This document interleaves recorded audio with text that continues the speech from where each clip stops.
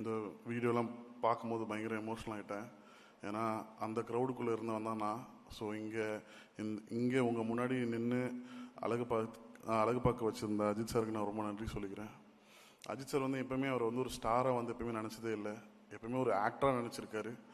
இந்த படம் இந்த அளவுக்கு வந்து பெரிய ஒரு வைப்ரேஷனும் ஒரு எனர்ஜியும் கொண்டு வந்திருக்குன்னா அது அஜித் சாரோட complete energy towards good bad ugly தான்.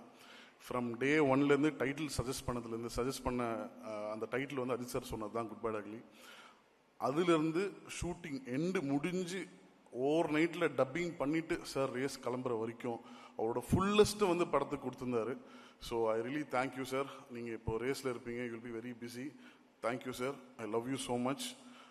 நான் இதை எவ்வளோ தடவை உங்களுக்கு நான் வந்து என் ஒய்ஃப் ஐஸ்வர்யாவுக்கு விட நான் உங்கள்கிட்ட தான் ரொம்ப ஐ லவ் யூ நிறைய சொல்லியிருக்கேன்.